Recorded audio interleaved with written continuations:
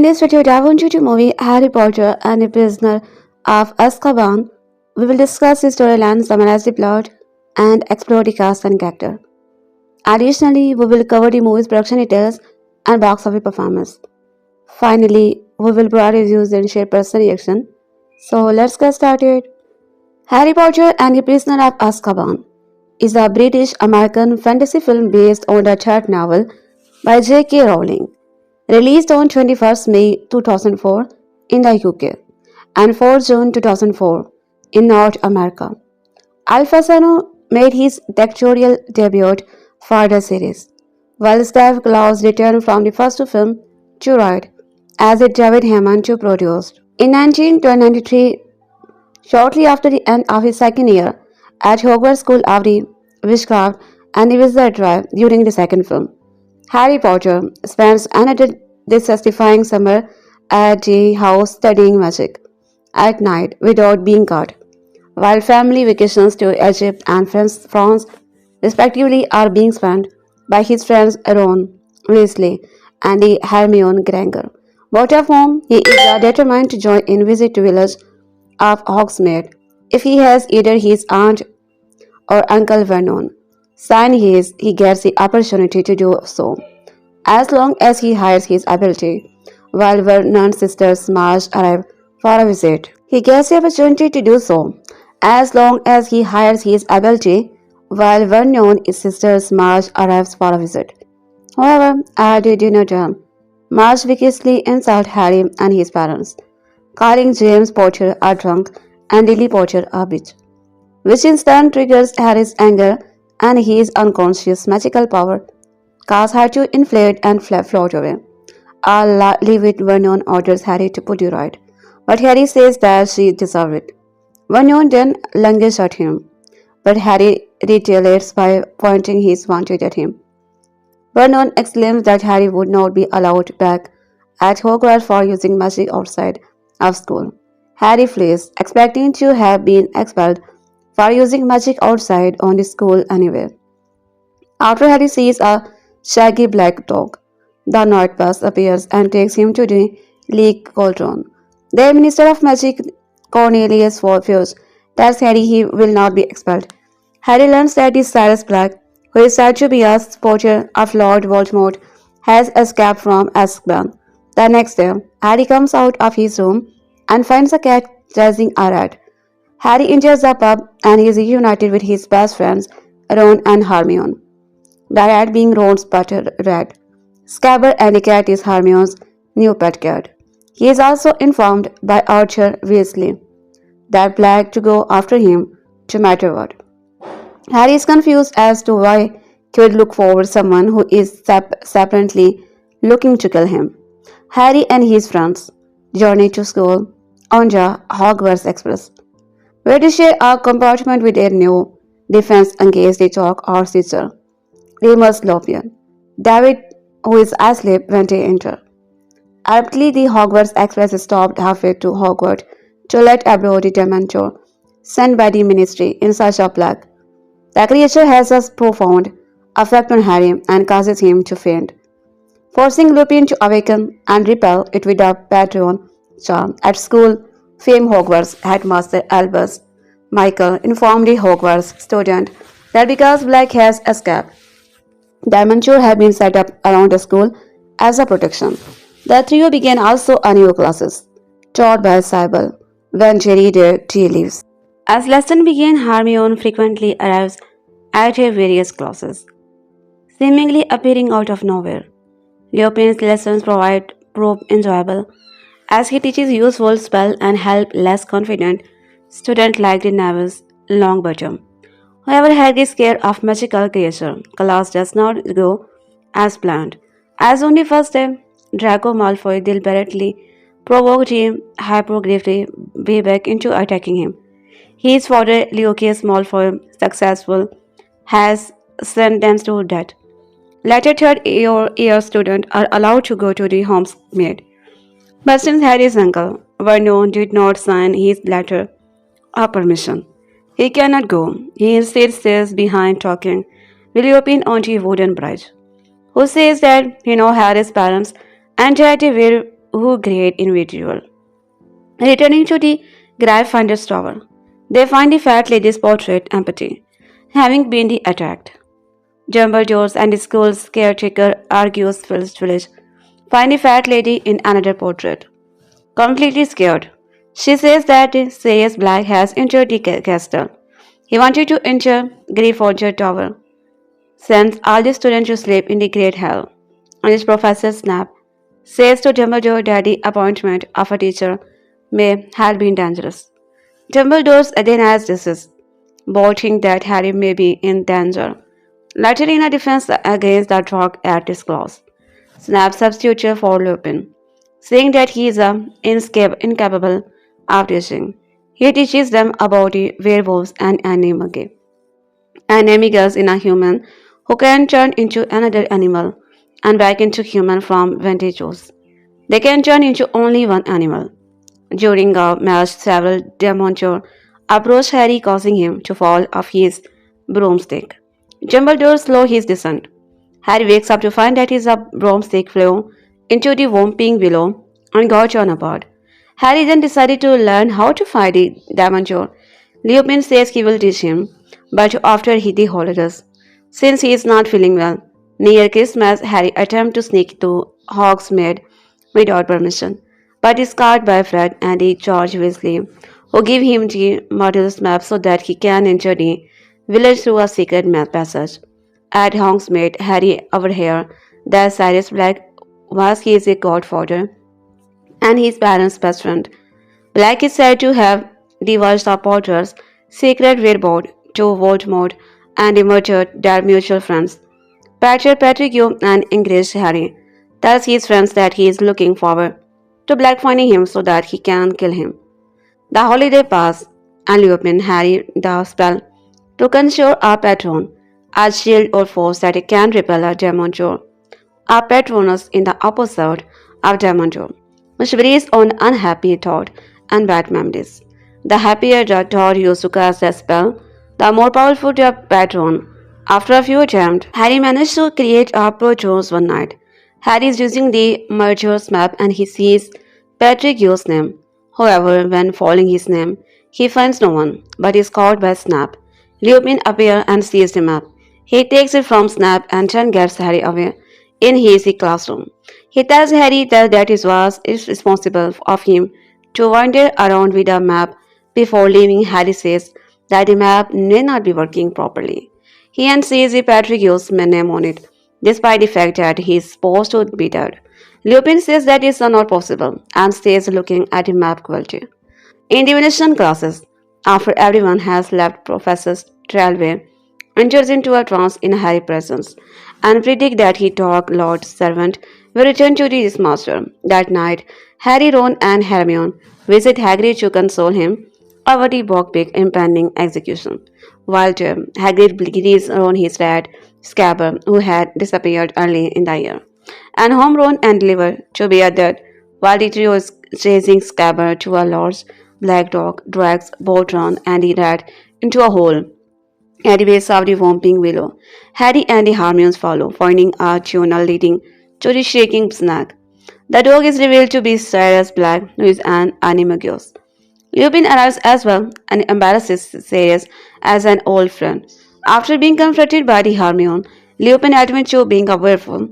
Snap appears, planning to catch Black and Lupin and hand them over to be Dementor, but is knocked out by the Harry's Experium. Spell Lupin and the Black explain that the Scabbard is actually Pettigrew and he is the animagus form. It is revealed that everything that Black was accused of was actually. As the group head back to the castle, the full moon rises, causing Lupin to transform and Pettigrew to escape. Lupin and Silas fight in their animal forms until Lupin is distracted and runs away after hearing the sound of a female werewolf howl to be a Hermione, and Cyrus and Harry are attacked by Dementor. Harry wakes in the hospital wing and Hermione tells Harry that the Dementors were going to kill Cyrus and Dumbledore arrives. They tell Dumbledore that Cyrus is innocent and Dumbledore believes them, but warns that no one else is likely to. He then cryptically tells Hermione that she may possess the mean to save the innocent life and warns her to be remembered the laws and in three turns you surface before leaving. Hermione's revealed that she possesses a term tuner, which is now she has been taking multiple classes at once. She and Harry travel 3 hours back in time, watching themselves to grow to in the night's event. They study Buckbeak Fee and return to the Whomping Willow. They are pursued Bertie in his werewolf form, but he manages to get away from him by hiding behind a tree. But Lupin finds Harry and Hermione by taking another path and walks up behind them as he charges toward them to attack them. Buckbeak comes to the rescue and fight Lupin, while Harry and Hermione look on. It suddenly becomes windy and cold, and they see the Dementor flying above their head. They rush over to the lake, as the Dementors are about to attack. The other Harry and Cyrus. Harry realizes that the person they saw was actually himself, not his deceased father, and casts a Patronus himself. After saving his past self and Cyrus from the Dementor, Harry and the Hermione fly on Buckbeak's back to the tower where Virus is imprisoned and rescue him. Harry and Cyrus they share a moment of the contribution as Cyrus is still wanted, and without proof of his innocence, he is going to be back on the run. Their relationship will now be sadly fraught with complications, and Harry's dream of living with his godfather is shattered. However, Harry takes comfort in knowing that Harry and Hermione make it back to the hospital, being just as the Dumbledore leaves from Dumbledore's point of view mere seconds after he would be last in them, telling him they succeeded. Dumbledore feigns ignorance, wishes it to a good night. The two walk in just as they pass Save go back in time, leaving Ron utterly confused as to what happened. At the end of the year, Lupin citizens knowing that people will not want a werewolf to teach their children. There is no bigger fantasy franchise in the world of Harry Potter. The book series was incredibly successful, and the Harry Potter movies managed to pull off a very difficult phase as his 8 films were met with a strong critical acclaim despite featuring different characters. The level of the consistency across the Harry Potter movies is as impressive as it gets. Fans could spend hours arguing over which is actually the best, but one of the films that has a great argument is actually the best commercially successful. It may have grossed the lowest total, but is actually a fantastic Harry Potter movie. The lowest grossing movie in the Harry Potter franchise is The Prisoner of Azkaban, the third installment in the series. The Prisoner of Azkaban brought in just over $800 million at the box office. That's telling of her level of success of Harry Potter because that intake would be the best of most franchises. Indeed, 800 million is nothing to scoff and still allowed Prisoner of Azkaban to only sit behind Shrek 2, among the highest grossing films of 2004. Regardless of its commercial success, Prisoner of Azkaban is often viewed as the high point of the franchise for several key reasons. The first thing that stands out with The Prisoner of Azkaban is the visual style. Chris Columbus and done a wonderful job of making the first two installments feel wondrous and just like the book, but with the third novel. Things needed to change. The story gets darker and the character become teenager. So the studio turned to Alphonse Cuarón to take over. At the time, was not a household name with his most notable film being War, Two Mamas Champion, a sexually charged drama from a few years prior. Coran also made sure that he aspects like the Whomping Willow, the Dementors and the Buckbeak all looked impressive. To this day, Prisoner of Azkaban is widely viewed as the best-looking Harry Potter movie, even by those who don't think it is the best film in the series. The darker tone and Alfonso Cuarón's style were important to Prisoner of Azkaban because the book worked as a turning point for the series. The first two stories revolve around Harry getting comfortable in this magical world, and there is a lot of whimsy to them. That aspect starts to fade in The Prisoner of Azkaban, which sees the introduction of Dementor. The chilling creature gives the franchise in first two sense of horror. While not everything about the latter movie is dark, the tone shift from Prisoner of Azkaban onwards is crucial. Voldemort returned in next installment. Characters are killed off in the brutal fashion. Endings look bleak at them. That makes Prisoner of Azkaban such an important piece of the overall story. Another reason why Prisoner of Azkaban is the best and most important entry in the Harry Potter franchise is what it introduces. First Torture, come of the most pivotal character in the series make their debut here.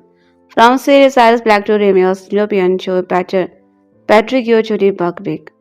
When you consider their actors like Gary Holtzman and DVD play some of these characters, it's an impressive addition to the film. They are acclaimed, talented actors who brought gravity to the cast.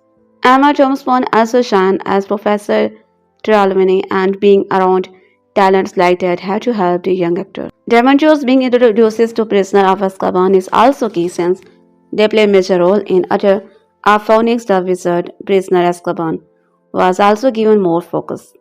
Mr. Again goes on to play a role as Voldemort rises to power again and his powers break out.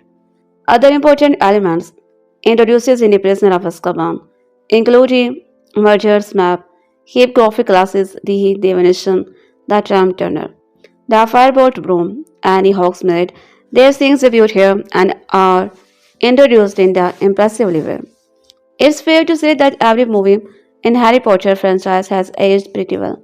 We loyal fans will be rewatching them over and over to this day. However, Prisoner of Azkaban has possibly aged up best. A lot of that is down to the filmmaking techniques that the Caron utilized. Prisoner of Azkaban looks like the kind of film that even non-Harry Potter fans can appreciate and admire because the cinematography is as good as it gets in the franchise. This film also has impressive character development and stronger performances from the young cast than in the first few films. It also helped the darker tone of Prisoner of Azkaban makes it an ideal wish during the Halloween season, while the earlier installment feel more like Christmas movie. When you add in the compelling drama surrounding love, family, loneliness, and more, and Prisoner of Azkaban is a relatable movie. While you can't go wrong rewatching the Harry Potter movie, Prisoner of Azkaban is the one that feels like it holds up the best and part of why it's a franchise through masterpieces. Harry Potter and the Prisoner of Azkaban is widely considered the best movie in the Harry Potter series, but there are many things wrong with it that easily go unnoticed. The Harry Potter book series was a global phenomenon since the first book. Harry Potter and the Philosopher's Stone was published in 1997. It did not take long for a book to adapt it to film, with the Harry Potter movie saga beginning in 2001 and ending in 2011, and with Harry Potter and the Deathly Hallows Part 2. As popular and successful as the movies were, some were better than others. Other due to how faithful they were to the source material or to other overall quality. Although which is the best Harry Potter movie is subjective. The one widely considered as the best is his third installment in the series, Prisoner of Azkaban, and while it's a great movie and story, there are many things wrong with it family inaccuracy to continuity, mistake, and more. Out of all the things wrong in Harry Potter and the Prisoner of Azkaban, this is one of the lesser evil, but it's still something that viewers have pointed out over the year as a weakness. Prisoner of Azkaban introduced to the Dementors, Sirius Black, and Remus Lupin, so it's a darker story than the previous movie. Harry goes through a lot in Prisoner of Azkaban, from facing the Dementor to learning the truth about Sirius Black, and at the end of the movie, Black, after successfully escaping from the Dementor, sends a new firebolt broomstick to Harry. Harry rides it the Prisoner of Azkaban ends with a awkward close-up freeze frame of Harry's happy face, while the idea for it to go Harry a hopeful ending after everything he wanted to. The ending ends up feeling out of town, and plus there is also an ended effect on Harry's face reminiscent of the Dementors, which only makes it more awkward. In Harry Potter and the Philosopher's Stone, Harry received the invisibility cloak which belonged to the father, and he had already worn a couple of times. The first book in the hugely successful series, Harry Potter and the Philosopher's Stone, also published as Harry Potter and the Sorcerer's Stone in 1997, was an immediate hit. It appealed to both children and adults and still does today, as does the rest of this magical series. Harry Potter and the Prisoner of Azkaban is the third book in this series. It follows Harry's adventure in his third year at Hogwarts School of Witchcraft and Wizardry. Like the other books, this book is full of adventure and danger. We are introduced to the night bus and we see Harry's unique reactions to Dementors. We also meet two of Harry's father's best friend, Remus Lupin and the Sirius Black. One of the big plot points of this book is that the Sirius has escaped from the wizard prison as Azkaban. There is a moment to become bored while reading this book. I have separated his review into the following section: a little about the author, a summary of the book, and getting to know the characters better. This is then followed by my top 5 funniest moments from the book, my top 3 darkest moments, and 5 of my favorite quote. Finally, I end with my review and rating on his book. I have also added a list of all the names of books in his series. Widely recommended reading all of them. Johnny Kathleen Rowling, more commonly known as J.K. Rowling, was born in the UK in July of 1965. A famous British author, known best for the critically acclaimed magical Harry Potter series about a young wizard's adventure with his friends. After graduating from the University of Exeter in 1985, Rowling continued to write alongside working full-time. Continuing on from of the great success of Harry Potter series, Rowling ventured into the adult fiction in 2012 with the casual vacancy. In 2013, the author Pat written the crime novel, The Cuckoo's Calling, using the Pioneer robot called Bat. Since the release of the first Harry Potter book in 1997, the books have shown great popularity, amazing review, and commercial success worldwide. As for February 2023, the books have sold more than 600 million copies worldwide, making them the best-selling book series in history. They are available in 85 languages, and the best 4 books in this series set a record as the fastest-selling books in history. The final books sold approximately $2.5 million copies in the United Kingdom and 8.3 million copies in the United States within 24 hours of its release. There is no significant shift in the vibe from the first 2 books. The third book is much darker and has a more ominous tone overall. Similar to first 2 books in the series, this book also starts with Harry spending his summer break at the Dursleys.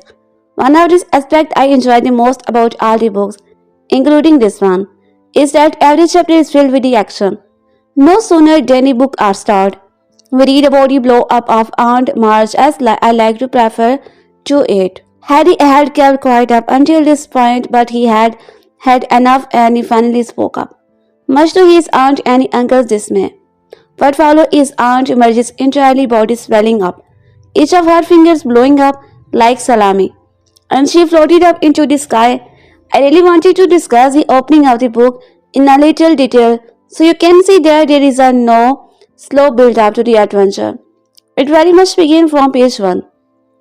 The rest of the book follows Harry, along with his friends Ronald, Weasley, and Hermione's Granger, getting through their third year at Hogwarts by investigating Sirius Black, an escaped prisoner from Azkaban. In this book, we also introduces to Professor Lupin, who helps Harry to protect himself from the Dementors. Lupin also plays a massive role in explaining the truth behind Harry's parents' death and how Sirius Black is innocent and Patronus is the one who betrayed his parents to Lord Voldemort. I have included some old and some new characters who were introduced to the audiences in this book. I have not discussed every single new character, only those I felt played a great role in this book. Other new characters we are introduced to in Prisoner of Azkaban are: Harry is the 13-year-old hero heading into his third year at Hogwarts. He is famous within the wizarding world of surviving the curse for Voldemort, the evilest and the most powerful dark wizard to ever exist. From this encounter, Harry has been left with a lightning-shaped scar on his forehead. Harry is a very humble person. He tried to steer clear of flattery, special treatment and praise. He tried to live a normal wizard's life and mostly succeed. What makes him different in this danger comes across, and the strength and the bravery he faces it each and every time. Ron is the son of Molly and Archer Weasley, a poor but kind family. Ron is deeply loyal to his family, friends, and his pet rat. Scabbers, this can be seen in the third book when he refuses to speak to Hermione for allowing her cat to attack his rat or for tuning Harry's new boomstick to Professor MC Gongal. Hermione was born to a musical family, but she is the top student in all her classes. She is the brain of the trio, the same way Harry represented courage and Ron represented loyalty. Her being born into a musical family is a trait that makes her one of the Malfoy's favorite target. Although she often disapproves of her two best friends' actions, she stands by them. Hermione's love to learn is kind and brilliant and loves adventure. When in doubt, she always turns to books and almost always knows how to find the answer. In this book, she is especially stressed by her classes and constant conflict with Ron, which result is her once snapping at Malfoy when she slapped him and also walking out of the divination class when teachers insult her. It is her magic Argus that can be used to turn back time to allow Harry and her to save Sirius Black and Buckbeak. Sirius, also known as Padfoot, is Harry's godfather. He was best friend with James Potter, Remus Lupin, and Patricio. The four friends covered themselves when they were in school and eventually joined the group to fight against the evil of Lord Voldemort. Cyrus has immense love and affection for Harry.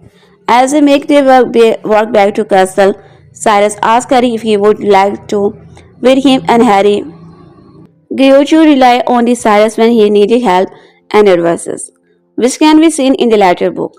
Prisoner of Azkaban is the book where Harry and Cyrus meet and their relationship began. Lupin, also known as Wonley, is a half-blood wizard, along with his three best friends. He created the map by the end of the First Wizarding War. Lupin lost all his friends in one way or another. James died. Cyrus was sent to be Azkaban, and the Patricio faked his own death after his ultimate betrayal. Professor Lupin became one of Harry's first mentors. Unlike his distant protectiveness, Hagrid's cozy friendship to own knowledge coding, Remus Lupin is the first adult who treated Harry as an equal who can make his own decision. He asked Harry to rethink his assumption about Cyrus and offer Harry Potter's lesson when Harry shared his fear. Patrick, also known as the Wormtail or Scabbers, was one of who betrayed the Potter to Lord Voldemort. Although he acted as part of the Order of the Phoenix, he was in fact a spy for Lord Voldemort. He then faked his own death and framed Cyrus for betraying James and Lily as well as his own death and the death of the 12 Muggle killed during his escape. Buckbeak is the male hippogriff. He lives with the Hagrid during Harry's third year at Hogwarts. He was later unfairly sentenced to death after he attacked Draco Malfoy after being provoked. With the help of Harry, Ron, and Hermione's Buckbeak escaped and he came under the care of Sirius Black. Professor Trelawney is a half-blood and professor of divination at Hogwarts School of Witchcraft and Wizardry. It was Professor Trelawney who made the prophecy concerning Lord Voldemort returning. Ron was yelling so loudly that Uncle Vernon jumped and held the receiver a foot away from his ear, staring at it with an expression of mean guilt, fury, and alarm.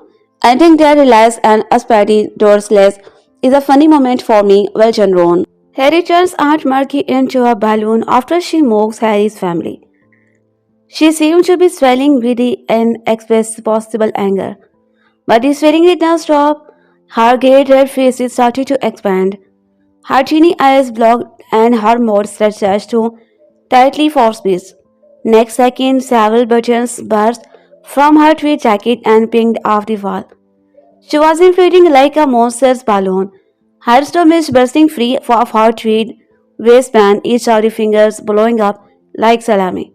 No matter how many times I read this scene, I am always left. It is so satisfying to read after she hates his peace against Harry's family. Professor MC Gonagal, no need to say anymore. Some of the funniest lines from the book are by Professor MC Gonagal. You think the dad we loved ever truly leave us? You think that we don't recall them more clearly than ever in time of great trouble? Your father is alive in you, Harry, and shows himself plainly when you have need of him. I think the events of Harry's life, such as his parents' death and the manner in which they were killed, have forced Harry to mature quicker than others his age. His third year at Hogwarts only increases this maturity due to the event that takes place and the danger he faces. In the first two books, the overall tone is positive, hopeful, and upbeat as the young wizard learns about his magical talent. Yes, he faces danger, but he does have his friends with him for the adventure. When Lord Voldemort returns his Harry Potter and the Goblet of Fire, the story takes a darker and more serious turn. Because of his Goblet of Fire, can we consider the book where Harry, Ron, and Hermione could have handled the events in Harry Potter and the Goblet of Fire without the lessons they learned or even they faced the previous year. Therefore, Prisoner of Azkaban can be considered a film where he grown up began. As Harry, Ron, and Hermione start their third year at Hogwarts, news reaches them that a dangerous wizard named Sirius Black has escaped his prison and wants to kill Harry. In this meantime, Harry faces new threats such as life-sucking Dementors and werewolves. Even in Harry Potter and his Chamber of Secret, Harry faced Tom Riddle, the prisoner of Azkaban, was the first time he faced loyal dead actor. This is also the first time he knowingly interacted with someone tied directly to the conspiracy to kill his parents. Harry chooses to take the high road and spare Pater Patricio shows great maturity on his part. It also reflects a trend to not give into his darker arts when offered a chance at revenge. Prisoner of Azkaban as also as the first time Harry puts himself in danger to save a life. The Hurley knows. After traveling to them with Hermione, Harry was his past self and Cyrus. When the Dementors find him and give him to a deadly kiss, although he did not know Cyrus until that night, his urge to help those in need began to shine through. This book has been recognized as a middle grade read, which typically encompasses. I believe reading is very subjective. Children under the age of 9 could very well read, understand, and enjoy these books as well as teenager and adult. So many of my friends read these books are adult, unlike myself who read them when I was a teenager and have since reread them many times as an adult. I personally believe that one of the reasons these books are so successful is that they reach out to readers of all ages. Children under the age of 9 could read this book, teenagers can read this book, and adults definitely can read this book, and all three age group would thoroughly enjoy themselves.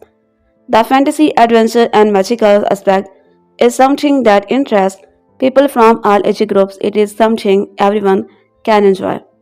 Yes, 5 stars. This may be my favorite book in this series. I really enjoyed learning the truth about Harry's parents, that and seeing him create a bond with Sirius Black. Even their time together was short. Learning more about Harry's best really helped develop the plot and made the present events make so much more sense. I enjoyed watching Harry, as well as his friends grow and mature together in this book. I will fix it up with the mom and dad, then I will call you. I know how to use the file tone now. I telephoned Ron, said Hermione honestly. You should take Muggle studies next year. One of my favorite things about the book is the comic relief. There are definitely laugh out loud moments, and it provides the perfect balance alongside the dark and dangerous moment. If the book did not have this funny moment, I think this story would be much darker and maybe only suitable for an adult audiences. The comedy is pivotal to the story and is found in every book, making the real journey much more enjoyable. I am a massive fan of the found family trope and meeting Iopen. The black fit perfectly into this trope and made my heart so happy for Harry. He deserved all the love he can get, and meeting people who were his father's best friend is the best kind of love. While we are not sure how Cyrus broke out of the wizard's prison, his journey is not done yet. While attempting to catch the true villain, the Rat Patter, Patter used Cyrus runs the risk of not just being recaptured and the imprisoned, but being subjected to the demon circuses, who directed his Aunt Marge with the tongue.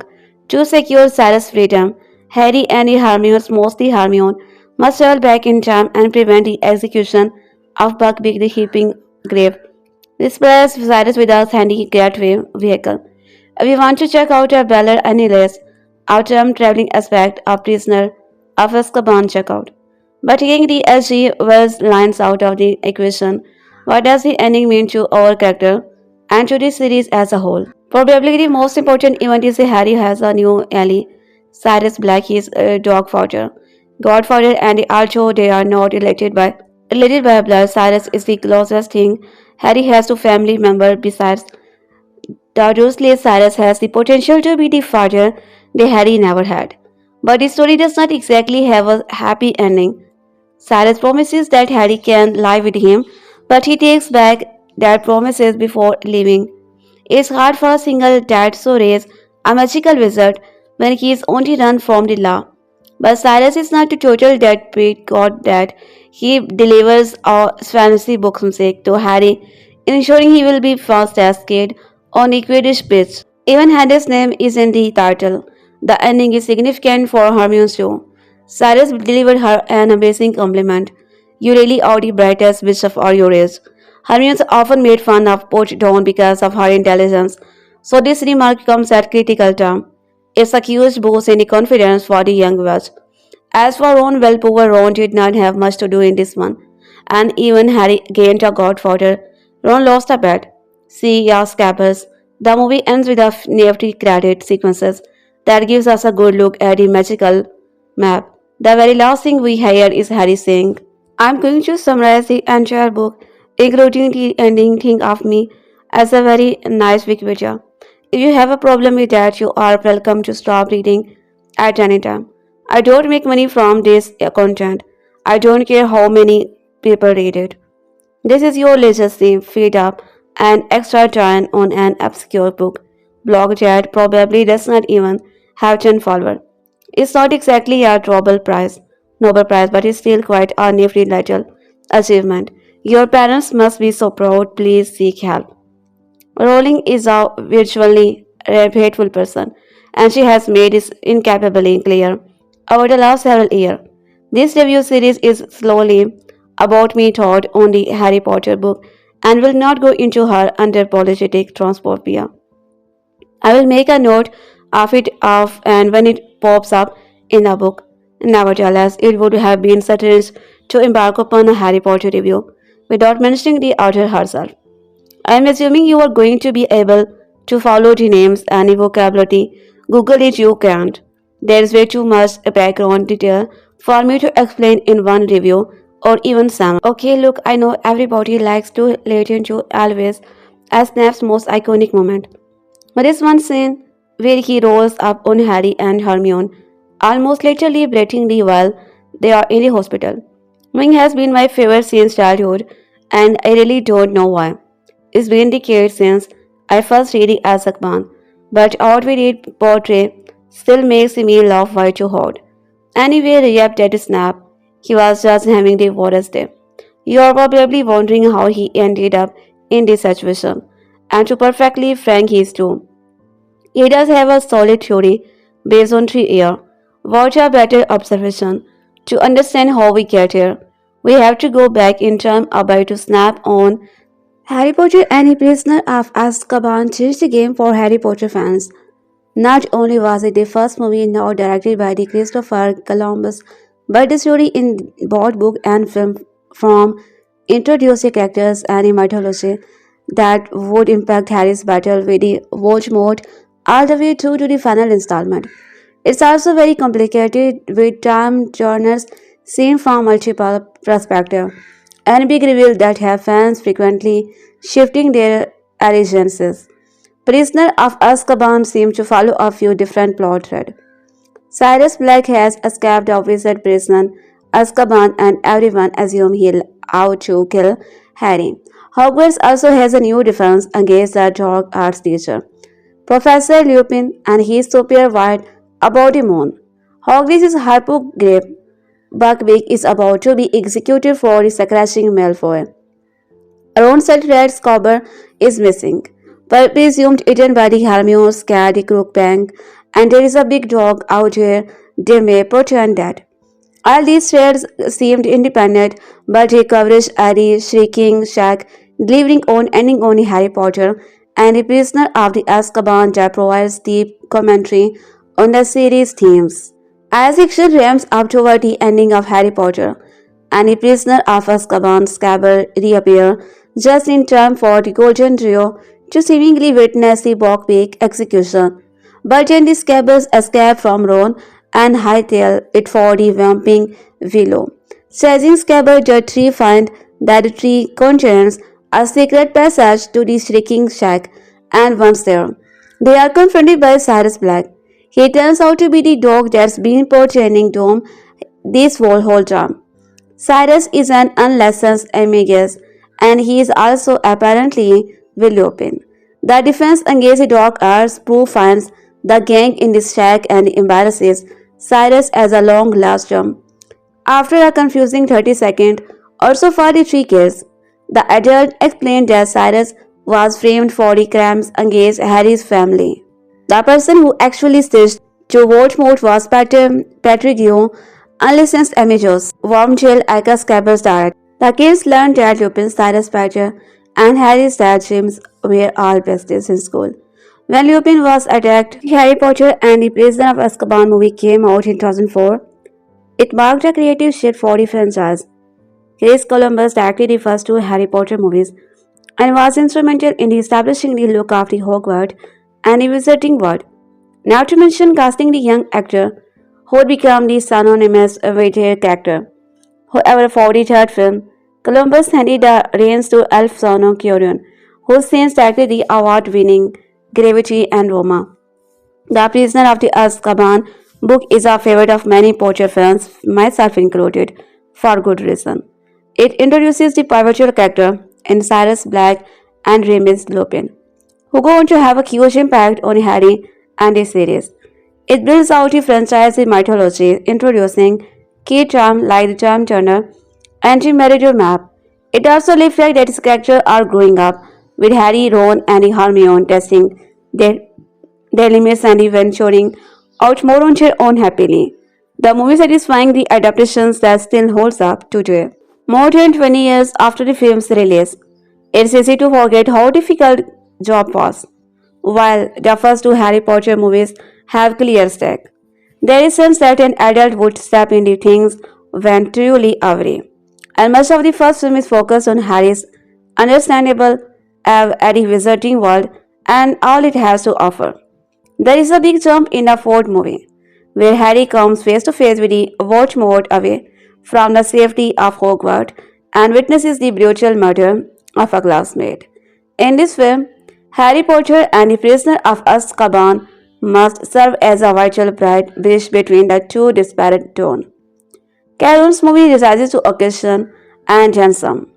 The movie is smart to include the lighter moment reminiscence of the first two films throughout.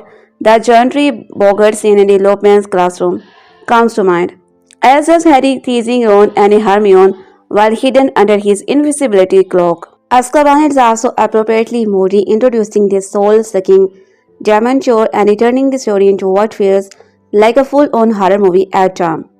It's in these darker moments that Caron proves why he is the perfect man for the job.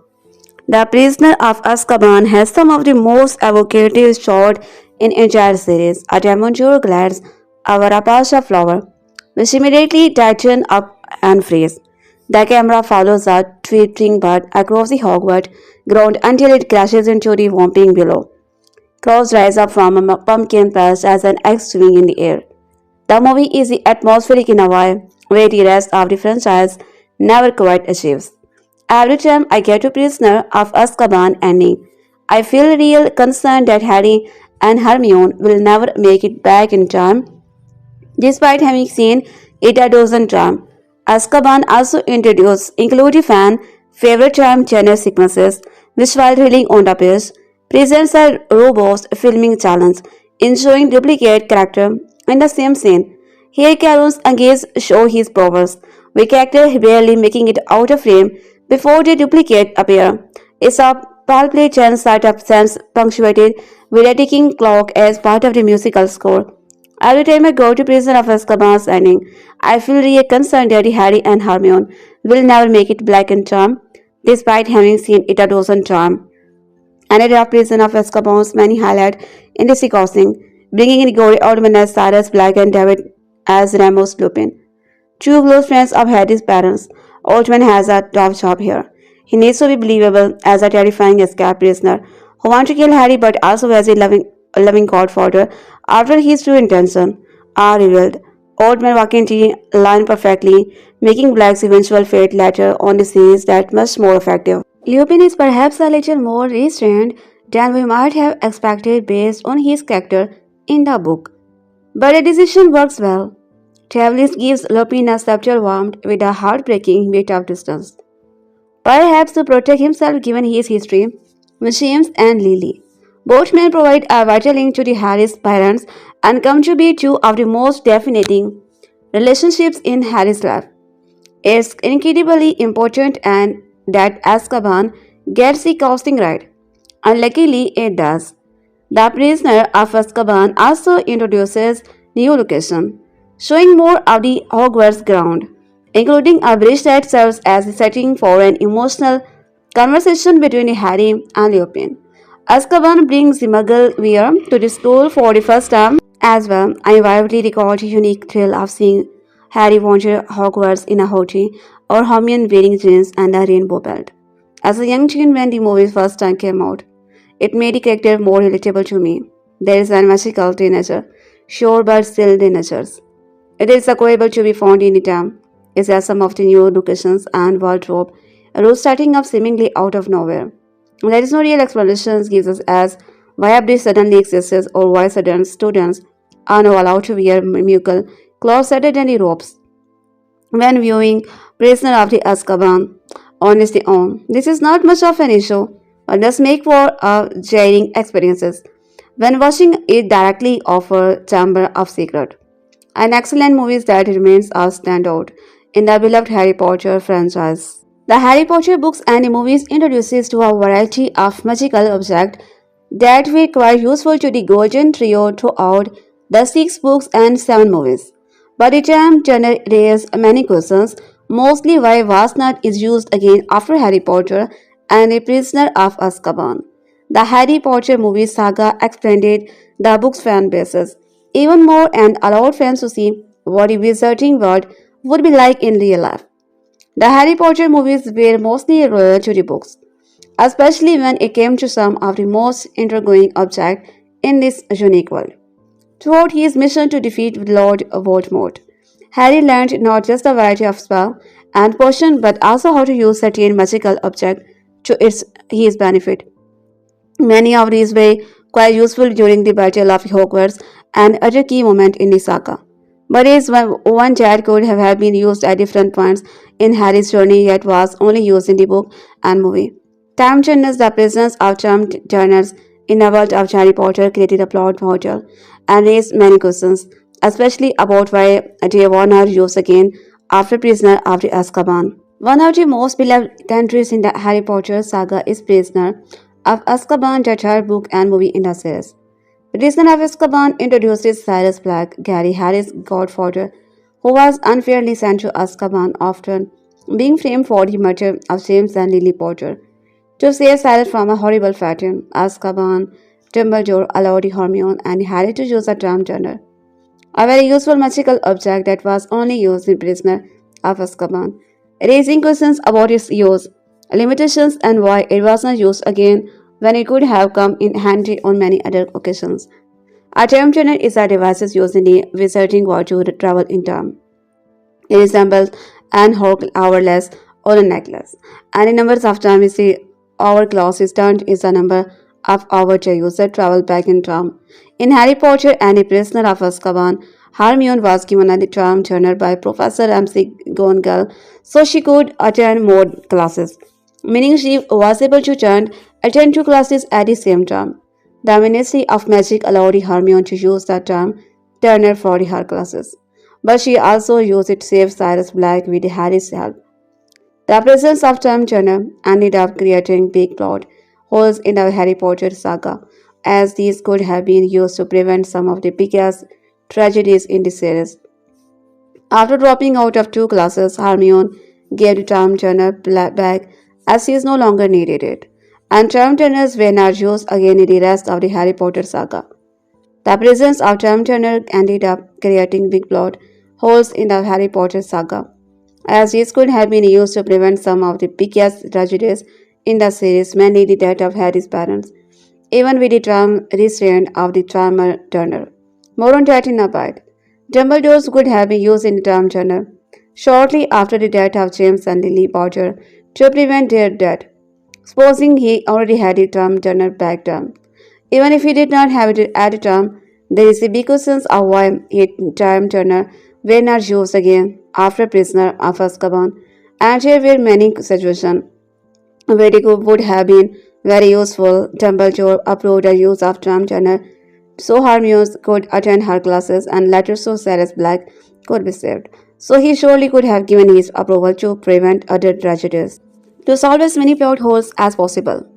The ending of Harry Potter and the Prisoner of Azkaban offers one of the biggest twists the franchise has ever seen. After his heroic in Harry Potter and the Chamber of Secrets, the third film gets a lot darker as it experiments with a mix of genres including a sci-fi charm, traveling storyline and a few horror components. We see a chilling conspiracy unfold and a huge confrontation in a haunted house. With Harry, Hermione, and Ron also entering their third year of Hogwarts. They are faced with new foes and uncover a ton of secrets that set up the upcoming battle between good and evil. The film ends on a dramatic note as the questions surrounding Sirius Black and Peter Pettigrew's identities are answered. The film ends on a dramatic note as the questions surrounding Sirius Black and Peter Pettigrew's identities are answered, presenting characters that will be of major importance in the franchise future. Sirius Black is Harry's godfather and a precious ally. Remus Lupin is a mentor Harry can absolutely count on, and Peter Pettigrew is a treacherous villain who joins forces with the Voldemort. Moreover, the ending takes advantage of the important element that will appear multiple times throughout the Harry Potter, such as the Patronus and the Dementor. Harry Potter and the Prisoner of Azkaban might not be full of action as either, but it does not make it any less compelling. A succession of shocking events is triggered when Ron's pet Arad. Scabbers bites him and he runs away after Blackbucker's execution. As the golden trio follows, they are intercepted by the large black dog Harry saw at the beginning of the movie, who drags Ron down the hole that leads to the shrieking stake. It is here that the trio discovered the black dog is Sirius Black's emigre from the entire Peter's Pettigrew is alive and has been hiding at the Hogwarts all this time, leading to the first feast of the many when Cyrus cast a spell upon Scabber. With all those characters in the room, shocking truth began to unravel, starting with the revelations that Pettigrew was the one responsible for Harry's parents' death, framing Cyrus for his crime after faking his own death and disguising himself as a rat this whole time, escorting the Pettigrew back to the castle to disclose Cyrus' innocence to everyone. The full moon rises and summons Lupin to escape and Cyrus to be sentenced to the Dementors' case. What could be the most tragic ending possible to the film give away to a surprising twist? Hermione has a charm Turner. With Dumbledore's intact permission, she returned with Harry back to the same events, hoping to change the events of that mournful night and prove Sirius Black's innocent. Together they set the Buckbeak free and then part ways werewolf, while Harry attempts to save Sirius from the Dementor, doing so with a powerful Patronus spell. Although Harry and Hermione don't manage to clear Cyrus' name, they succeeded in freeing him from his cell and offering an escape route with the Buckbeak. With Lupin forced to resign after his lesson for him. is exposed. The film ends on a bittersweet note but sets up the part for new character in a franchise. Understanding the Marauder backstory is crucial to reinterpret the characters' dynamic. They take place in the ending of Harry Potter and a Prisoner of the Azkaban. Even the film does not take nearly book to the group of friends that he ruled Hogwarts in the 70s. The murderers consisted of four Gryffindor students: James Potter, Sirius Black, Remus Lupin, and Peter Pettigrew. The four were inseparable friends, but the dark secret had the potential to run their dynamic together. Lupin was already suffering from by the time, and the truth about him could cause the group to splinter. What actually happened, however, was an intricate plan orchestrated by the four to help Lupin come to terms with his condition. James Cyrus and Patrick gradually learned how to become enemy, turning werewolf form to assist him during this transformation. James' enemy gets from was a stage, prongs just like his and Harry's patron. Cyrus was a black dog, Padfoot Patter a rat, Wormtail, while Lupin's nickname ended up being Mooney. Turning into the Amici was not the only major feat of the Marauders. Given the four wood stone creativity Marauder map, a valuable object that came in handy Harry in the third film. Dementors map summarizes the group rebellious manners, but the Marauders who are also famous for being mean to other students, especially James and Cyrus. While Lupin never joined them in their more pitiful thanks, he revealed to the Harry he regretted never trying to stop them. One of the students that suffered the most from the Marauders playing was Snap, leading up to the long-term rivalry between Snap and the Potter, which passed on to Harry. Despite the ups and downs, the bond that tied the Marauders was more powerful than friendship, which explains why Cyrus ended up leaving his pure blood family behind and moving to James' house as an adopted brother. The long-term friendship of the four Marauders had everything to last longer. If it was not for Voldemort, James married Lily when he was only 19 and named Cyrus as Harry's godfather. The four Marauders continued to support each other and eventually joined the Order of the Phoenix to fight against the Voldemort. However, Pater Pettigrew betrayed the group when he realized Voldemort growing threat and he ultimately gave up James and Lily's location, framing Cyrus for the crime and forging his own death, given their history. This was a devastating way of the Marauder to end their friendship, and no character was ever the same after this. When friends thought things could not get more complicated in the film, time travel is introduced to Harry Potter and the Prisoner of Azkaban. Foremost, it's important to notice that Hermione would never have time channel if the Dumbledore did not given her permission to do so. But Sirius Black's unfair sentence to the Dementors poses a valid motivation to back in time and do things differently. Time travel in Harry Potter is different from what sci-fi fans might be used to. In Harry Potter and the Prisoner of Azkaban, traveling back in time does not seem to interfere with the regular course of events since two different paths occur simultaneously, being it all just a matter of the perspective. The best way to understand that is by taking the key moment that technically happened before Hermione and Harry even went back in time, such as Harry seeing his father's patron in the lake, which turns out to be himself from the future casting the patron's spell. Spell energy example is Hermione's shouting distracting Lupin's fearful from the group. Harry Potter and the Prisoner of the Azkaban works pretty much as an extension of the narrative, taking its time to explore key points that will return with a higher importance in the future. Unlike the previous two movies, the third does not have a minute beginning, middle, or end, but rather a succession of events that unravel around the figure of Sirius Black and the mysterious figure that lurk in the corridor of Hogwarts. Harry Potter and the Prisoner of Azkaban introduces plot only one but two fan favorite characters that will present important allies and even further figure to Harry, Sirius Black and Remus Lupin. The two characters are revealed to be long-term friends at the end of the film and return as key members of the Orders of the Phoenix in the future. Pater Pettigrew becomes a major antagonist in Harry Potter and the Goblet of Fire, working alongside Party Crouch Jr. to ensure Lord Voldemort's successful return. The concept of the Patronus and the Patronus Charm itself taught by the Lupin is also a recurring element of the franchise, representing one of the most effective protective spells, which also saying a lot about each character's psyche, which is evident in the Dumbledore's army, established in the fifth movie. The Dementors are also minor antagonists in Harry Potter and the Prisoner of Azkaban, and although they don't return to the franchise enemies, they add a whole new terrifying atmosphere to the story. The guards of Azkaban and mysterious creatures that prey on human happiness.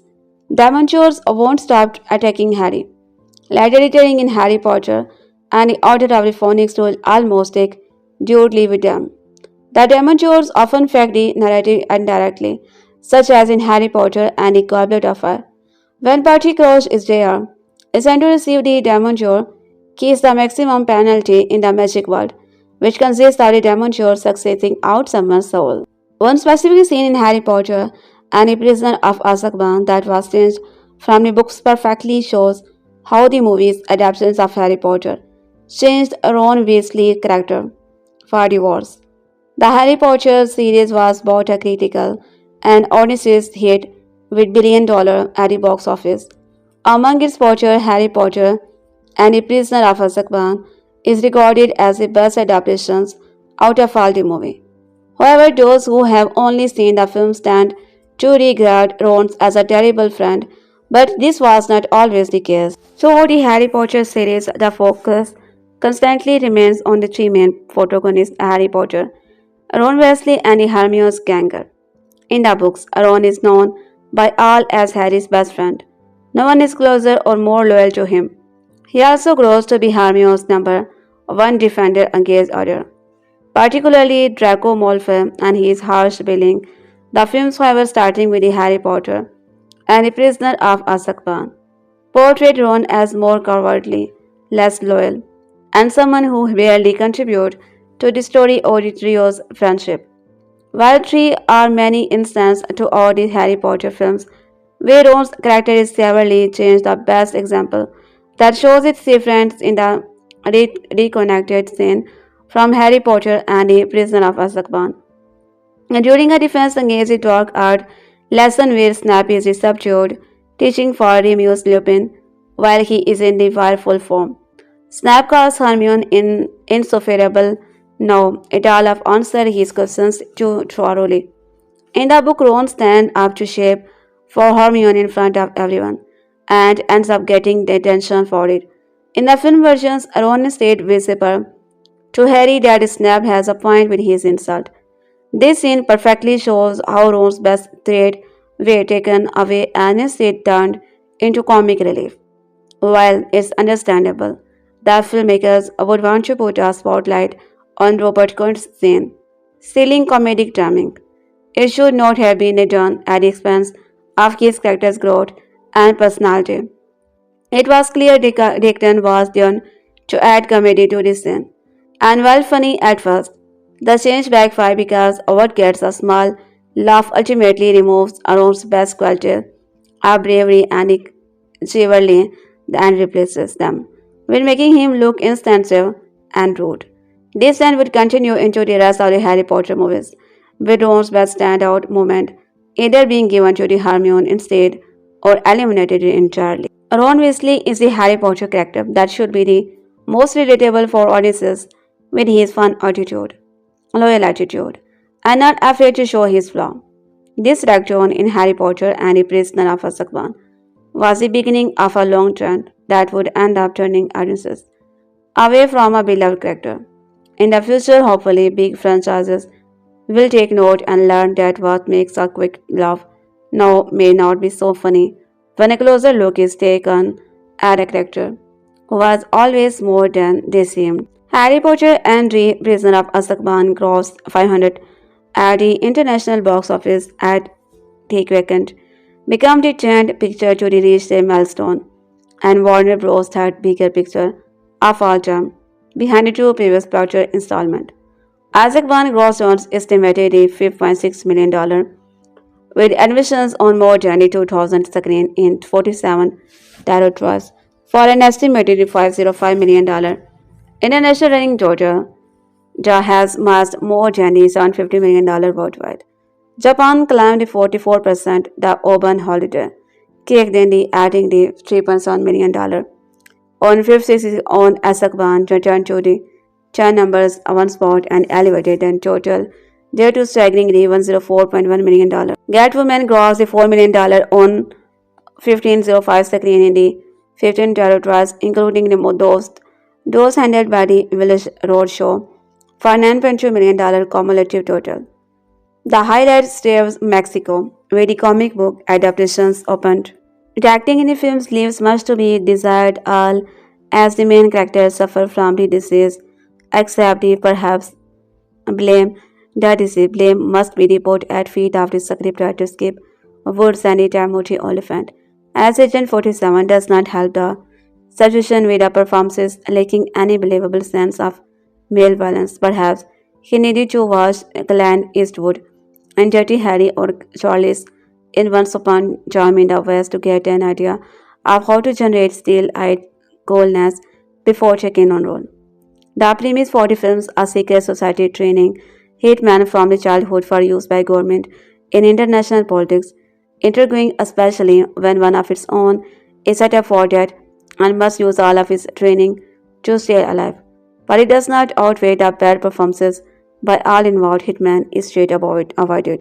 In Harry Potter and the Prisoner of Azkaban, Harry Potter, that Sirius Black, a man who supposedly supported Lord Voldemort, has escaped Azkaban prison and his own way to be a killer protagonist. Hogwarts is very aware of his situation, and when Harry arrives for his third school year, announced and that Dementors will be guarding Hogwarts until the prisoner has been found. But darkness follows the Harry Potter and the Dementors are particularly interested in him. It is only a matter of time before Black arrives at Hogwarts to finish his mission. Soon Harry finds something that makes him await his arrival. It is amazing how different Grace's Columbus to Harry Potter films feel compared to Prisoner of the Azkaban. While Columbus nudged the franchise in the right direction with Chamber of Secret, Corrins solidified that tonal shift for the franchise. I am also just blown away by how brilliantly he managed to make the magical world seem so different here. What was once magical, with Columbus films now seemed really ordinary. Caron's take on the magical world. Just look at his sense at his Leaky Cauldron. With Prisoner of Azkaban, Warner Bros. Needed the Caron to change the look and feel of Harry Potter. He had to revamp the franchise. He needed to service the audiences that know and love the first two films, but also bring it into a new age of Harry Potter. As the character got more emotional and the universe was starting to become much more serious. As much as I like the Columbus films, Caron managed to the movie genres, young film series with the stylistic change that he introduces to the world of Harry Potter. Caron task is also much more difficult than the one Columbus was given, especially considering the much more complex story that he had to adapt due to the introduction of time travel. Welcome to Movie of the Week, a Wednesday column coming out Thursday this time, where we take a look back at a classic, obscure, or otherwise interesting movie each and every week of paid subscriber. Around this time last year, I was in the midst of the project I never wound up completing, a soul-searching journey back through the Harry Potter books and the movies as exorcism I felt I had to complete to try to understand, if not reconciling, these books that had meant so much to me in my youth with the disgusting, dangerous bigot they nurture and become. I wanted to go back through the novel to see what the warming signs were and try to understand how I actually felt about those books now. As an adult who inevitably sees exist, I wanted to look at the films again too and see not only if they held up, But if and how they immortalized Rowling's was artificial tenderness, and whether they successfully stood apart from their source material. Because while the novels will always end terribly, he tried to dare utter any dark, depressing legacy she has created for herself. The films are, of course, their collective artistry of thousands of people, many of whom, including their lead star, Daniel Radcliffe, have been clear and outspoken in their opposition to Rowling hateful anti-trans rhetoric. I read her to have 7 books again. I revisited the films, look a lot of notes, and did a lot of the primarily writing on my broad observation. Hopefully, I will finish that project one day in the form of any easy. Rowling's books are so much more spiteful and than I remembered. Unpleasant in a way, I think many of us who grew up on Harry Potter have ignored or forgotten. It is not just the rampant fat phobia or the highly misogynistic way Rowling describes and writes about women, or how she always connects physical appearance with individual morality, good-looking people, or virtuous. Ugly people are evil, or the subplot about how Hermione cares too much about the ending chattel slavery. Certainly, that's all part of it. There is simply this pervasive sense to all the pros that no one in these novels actually like each other. Friends fight and argue exceptionally more than they express affection. Harry is always angry and bitter toward his mentor until it's too late. A romantic love is almost exclusively a product of the jealousy and competition. Ron and Hermione's relationship is just breathtakingly toxic and emotionally abusive on the page. It can be disturbing and disheartening to spend too much time embroiled in the atmosphere of this novel, in the cognitive dissonance of the stories that are normally about defeating a violent, divisive bigot, but all of the most part written from such a dark and divisive part written. And this would be true whether or not J.K. Rowling devoted the years since to harassing trans people and fueling a climate of anti-trans political hysteria in the UK. That bigotry simply makes the ugliness of her novels all the more apparent. The Harry Potter films here are can confidently says now definitively and hystically better than the Rowling book. Not just because he cut out so much of the Archer narrative and expository excess, but because they love the character and this world more than the Rowling ever did. They are in a wonder of this world and its many magical possibilities in a way the book rarely are. And they want the character Harry heard our word to get along and show affection and share meaningful chemistry more than Rowling was ever capable of writing. Rereading the books today, it is clear J.K. Rowling was always the kind of small, unempathetic, small, conversative people person who could become an outspoken figure with capital C conservation politics. The films for ultimate commercial demand debut feel like an actual labor of love from very talented people who were not just content to translate those stories, but to actively adapt and improve upon them. There is more love for the world, characters, and idea of Harry Potter in the Harry Potter films than you will find anywhere in the Harry Potter books because in the retrospect, love was never something J.K. Rowling was an artist capable of authentically expressing. Case in point, I was happy to revisit the Alfonso Cuarón's Harry Potter and the Prisoner of Azkaban, the third and the greatest film in the series. And it is still simply put on one of my favorite movies, a film I love above and apart from the strange mix of nostalgia, frustration, and betrayal.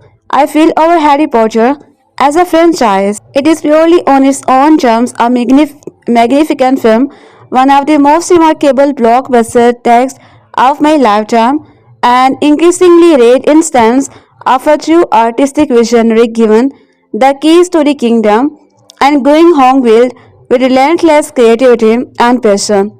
It is of a piece with the Peter Jackson's Lord of the Rings trilogy or Sam Raimi's first two Spider-Man films, big franchise tentpole made by actual assistants with real voices and personalities before Hollywood reclaimed their power and vested it in the hands of anonymous back towing the company line.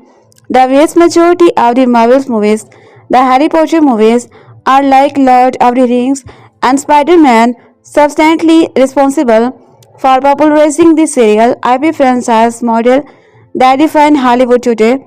Of course, but the idea of craft, creativity, and passion still mattered back then. Prisoner of Azkaban, in particular, has more in common with George Miller's Great Max. Fury Road and is thus most of the franchise fare populating the theatre today. Prisoner of Azkaban exemplifies the best of all the films, the way the Harry Potter movies act as active, engaged editor to a set of books that never except in the earliest going had once. Once the books were hit, it was clear Rowling did not have anyone meaningfully the work to tell her what was that was not working. It's obvious not just in the rapidly ballooning length of the book or in particular bad subplot like the Hermione gets too haughty about ending chattel slavery. Quiz matches and the need to trace an entire school year merging any narrative through line had for often making it impossible for a thematic center to emerge. Watching Prisoner of Azkaban in movie form, you can see how actually Caron's and screenwriters step clubs clue in a central theme and make it the spine undergirding the whole film. Those themes are certainly present in the Rowling book and are a big reason why readers have always responded to Prisoner of Azkaban particularly strongly, a first seven novel. It is the one that comes closest to scaling the circle between the episodic procedural adventure and Hogwarts and a moving, focus character driven story, but it does not get there entirely. Those ideas must still fight for space with a lot of entirely unrelated Hogwarts subplot like multiple full Quidditch chapter. Look for instance at the sheer length and amount of the exposition that exists between the Patricio's name being invoked by Cyrus and Lupin and the reveal that Ron's Android Scabbard is in fact Patricio himself. It stretches from the end of chapter 17 to the middle of chapter 19. In Klaus' script, once Peter's name is dropped, the film focuses on it like a laser, making it a point of tension. The scenes operate on until we get to the introduction of Timothy Spall, where chapters 17, 18, 19, and 20 of the book is laid between the major narrative incident and the long stretches of backstory narration. The film keeps the intensity up the entire time, from the set pieces of Harry and Hermione getting inside the whomping willow to the moment Harry finally succumbs to the Dementors and passes out.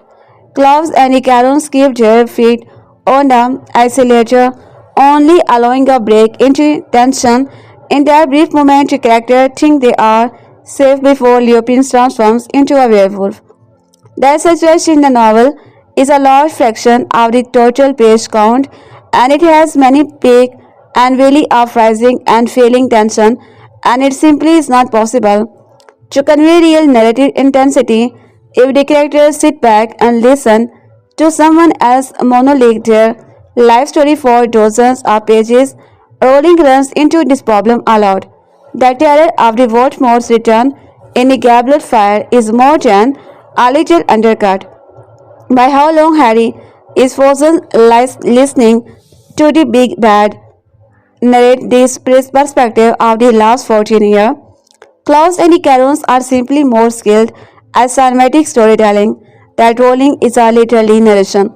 The result is a version of the climax with many fewer story detail, but a plot that unfolds with much more dramatic weight. Of course, the fact the story works at all and yet our central theme comes through this strongly, including why Cyrus Lupin's Patricio are the adult trait reflecting to us. More or less, he proved that Rowling did not actually need most of that exposition in the first place. There are other small changes to all that show just how sharper writer Steve Kloves is than J.K. Rowling. The film gives Cyrus and Harry two major bonding moments. For instance, looking up at the Hogwarts castle together before Lupin transforms and a heartfelt goodbye in the courtyard before Cyrus flies away, where the book never actually invested much in the positive emotion of this relationship. There is a scene where Cyrus talks to Harry about coming to life with him in a novel, but is more dry, lacking the personal connection around the symbol of Hogwarts itself, and the goodbye is very hurried in the book, with Harry rushing Cyrus without a conversation instead of slowing down for a thematic. The whist change comes earlier in a memory Harry chose for his Patronus in his lesson. Lupin in the book, the memory Harry hands in this moment, he learned he was a wizard and would be leaving the Dursleys for Hogwarts. A memory about getting to leave something bad behind. That's all well and good, but it's not really what this specific story is about. It is Prisoner of Azkaban is a fundamentally focused on a life Harry never get to live with his loving parents and learning to live amidst that regret while still carrying their love inside him. So Clive wisely instead gives Harry a half remembered, hazy vision of his parents talking to him as a baby.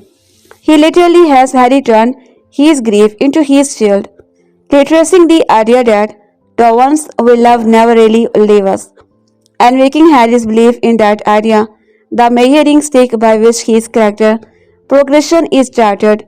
Harry only has the power to save himself and Cyrus from the horde of the Dementor once he has learned and internalized the idea. This is what it is meant to be good. Active adaptations to intensely hone into own work best in the source material and concentrate upon or even in until those ideas think is best they can. Of course, Caron's films does all this with a absolutely intoxicating sense of style and texture, of characters and the playfulness. Few movies feel so ludicrously alive as this one does. It is some of the best, most imaginative representation of fantasy I have ever seen on film. From start to finish, I love the colors of this movie, all of its surfaces, all of its mysterious, the way the imagery feels so immediate and textile. Carols portrays the whole world, magical and natural, as one big living organism, both wondrous and violent. We see this most obviously in the moment conveying the passing of the season. Those wonderfully little ellipses with the whomping willow as it drops its fall leaves of shake up the last bites of snow, but its attitude is everywhere. The whole wood lives and breathes, some of it animated by magic, some of it by the season and winter, some of it is warm and beautiful, some of it cold and scary, and sometimes it is all about things at the same time. The world is animated and animatic, to the point that even seemingly stationary objects seem to have an attitude, perhaps even a soul. Look at how the films depict the shaking shack, this big physical set that is literally a swing throughout the whole sense.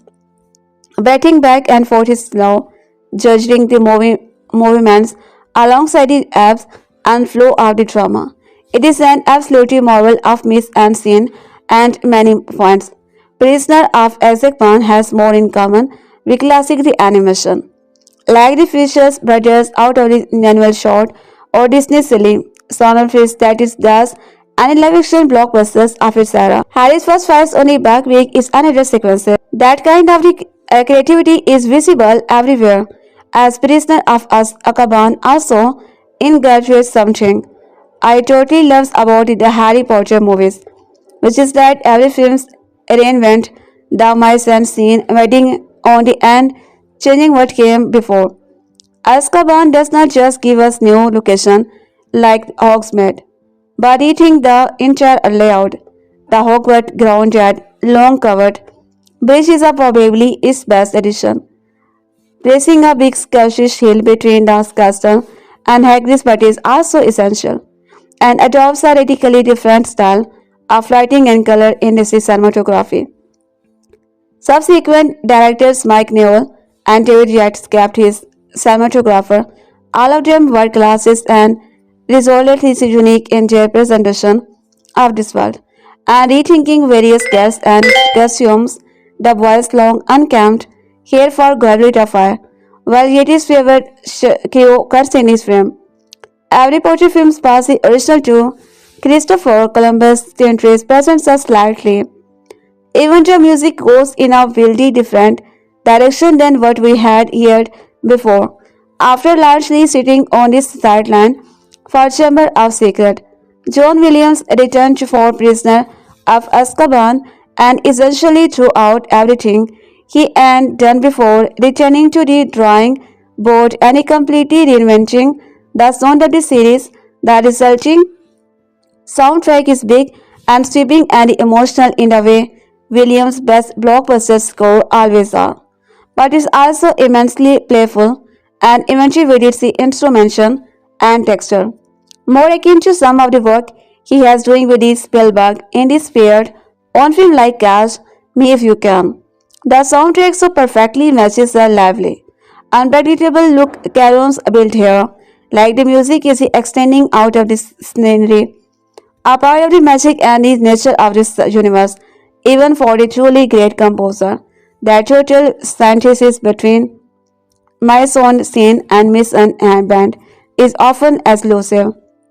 The main trio of Daniels, Radcliffe, Robert Grant, and Emma Watson all take a major leap forward as actor here, and a huge part of what is done to how Caron direct and stages things. Christopher Columbus coverage so he could assemble the performances in his editing board as a means of getting around the challenges of working with child actor. Karun just said him and post-professionals there is a lot of us too many more long takes where multiple characters are in frame bouncing off my endless energy, which is absolutely essential in the establishing the reality of these characters and their personalities and relationships.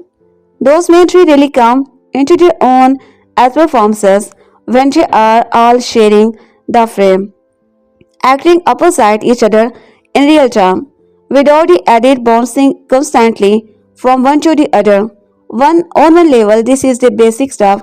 There is a few very impressive honor that portrayed some what Carol's would do after this film in Children of Man, Gravity and Aroma, but speak in Bohem, much as Garon's place in his young cast, and what wonder he working giving them the tools to perform.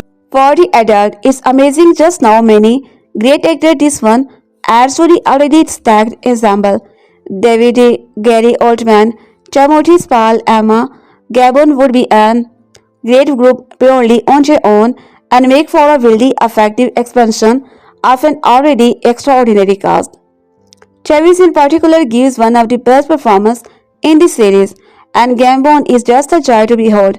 While his performance vaccinated in different direction in later entry, his work in his film specifically might be my favorite depiction of Dumbledore on screen. Very playful, very wise, but also a little bit on. Adarsh made I love this suggestion that he know everything that's going on. Even down to the time travel and is running interfere for the gang the whole time. Cameron's Dumbledore is a genius, but he also has secure laws exactly as it should be. As for the Alan Rickman, who weird the series overall performs his crown, I would say this is the way he is best done in all eight films, with the possible exception of Jet Li Hallows, but you really see what a good head he has on Sirius hair. I better read Jen Rowling. I would strongly contend Rickman's snap can be pretty and mean, is tortured and sacred. But as we see in the climax, he is also the kind of person who would throw himself in front of his student if they were threatened, even if those students are ones he personally disliked. And that absolutely makes sense for the person who ultimately knows Snap to be from the revolution. At the end of the series, a man who puts his life on the line day and day out by playing double agent, even rolling baffling, had never gave him the similar moment of everyday decency in the books. Prisoner of Azkaban is pretty much the platonic idea for me of a book to film adaptations, and not just for Harry Potter. Nothing that ends up on screen here is merely a simple translation of what's on the page. Everything we see and hear is an active reaction to the book. Every scene, every set design, every performance is taking ideas from the text and then running forward boldly, adding its own creativity, its own soul, tweaking things wherever necessary to be maximally effective as cinema on its own term. No matter how well one knows the book, and no matter how strained one's relationship with that book might be all these years, later Caron's films with around surprises and challenge you. And that is absolutely crucial when adopting from medium to another.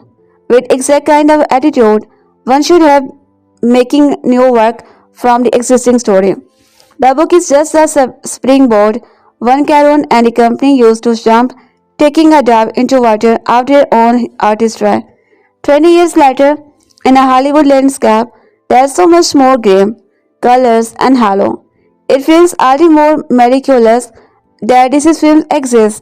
The most already movie in the franchise gives us a clear focus and toward the future of the franchise. The Prisoner of Azkaban brings on Academy Award winning director course as he directed to lead the franchise into a new direction for many people out there. This movie is their favorite and what they believe to be the best movie in the franchise.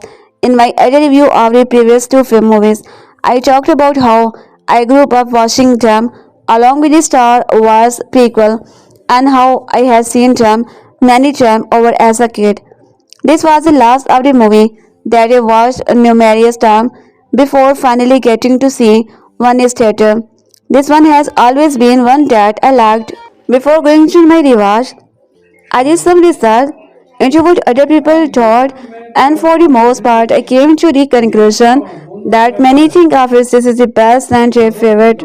When we start off, we immediately get a look at our author Daniel Radcliffe as Harry Potter. The older look, of course, is from the studio wanting him to look older and deciding to skip a year before releasing this film.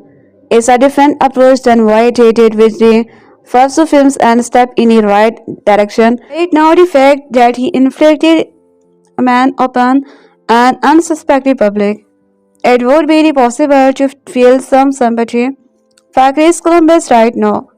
A faithful servant of the material, Columbus cracked the brave, creating both portals of wood and, and a worldwide Odysseus. He could perhaps have cut loose with the secret, but when he does not a franchise make, and he again opted for an artistic heuristic that merely measured how many pages could be faithfully recreated on screen before Odysseus Arceus actually started to true blue. Now with the Potter machine in unstoppable gear and even SD, rolling acknowledging that the latter longer books must be bound, Columbus might have finally started to enjoy himself. And yet, not only has he stepped aside as producers, he personally pushes through an exotic relief creature whose colorful CV virtually guarantee that every viewer will be aware of a freshman at the moment that every review will contain a variation on a following line. New director Caron's inject much needed visual flair and introduces a narrative daring that was noticeably lacking from the Columbus era. Caron has comprehensively reimagined the Potter aesthetic that young fans are likely to wonder where all the color has gone.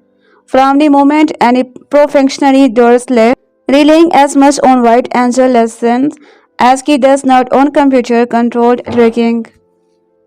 Now that Karun has it his own way, the young cast is still rather limited to good line reading.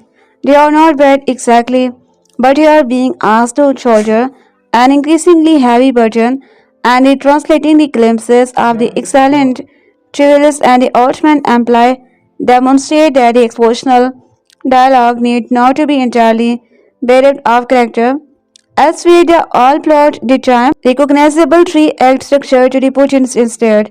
As before, the third act still kind of happened along, and the middle section is distinctly choppy, with a much more massive Potter coursing through several short scenes that will lose those who have forsworn the books. Luckily, when the ending in part, Azkaban contains both the longest dominant and the most arousing finish of any of the book, and Caron wisely vibes into the end so that he clever climax, complete with the series' best effects, can enjoy its moment in the moonlight.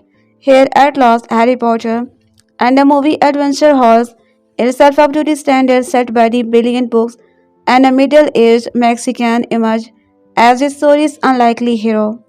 In the Harry Potter fandom, we have so many varied opinions on basically anything imaginable. There is one point of contention that has seemed to divide the fandom into two very distinct categories. The movie Harry Potter and the Prisoner of Azkaban. My fellow MuggleNet writer Bella decided to write her feelings on why she hates the films so much. Now it's my turn to prove her wrong. Dumbledore's quote is very fitting when talking about the POA film. This was the first film that successfully integrated choir music into the wizarding world. The transition between Harry looking out of the train window and the frog jay singing in the Great Hall is one of my favorite moments of the film. The song itself, Double Trouble, based off the which song is Shakespeare's Macbeth, foreshadowed the tone of the film perfectly. Tonight I'm reviewing on one of my favorite Harry Potter books, Harry Potter and the Prisoner of Azkaban by J.K. Rowling. I have always loved this particular book and am excited to share some of my thoughts here. This is part of my Harry Potter marathon from June December 2016. I will read and review one Harry Potter book. My first experiences with this book, like I mentioned in my Chamber of Secret post. I got this book for Christmas when I was in the elementary school. I remember being so excited to read book 2 and 3 in this series. In many ways, the first 3 books in this series blend together for me because I read them all in close succession. I remember loving the Quidditch in this book. The scene where Gryffindor wins the Quidditch Cup is one of my all-time favorite in this series. Still disappointed it was not in the movie. There are so many moments I have always loved in this book. I also love the time travel. The night blues of week Harry spent in Diagon Alley before school and Lupin's classes, especially the Bogart. What surprised me this time, I read this right after the cursed child and it was fun to seemingly go black in time to Harry here at Hogwarts again. The land surprises me a bit. This book follows the length and style of the first 2 books. We get a little more length in the term, turning climax, but overall it's quite simple. I love the naivety of the characters. Harry is still learning so much about who is and his future mission, but he is also just a boy who likes being with his friends and wants a family. Also, I was surprised by how important Crookshank is to plot. I had forgotten about his role. I have seen the movie several times and have that plot in my head.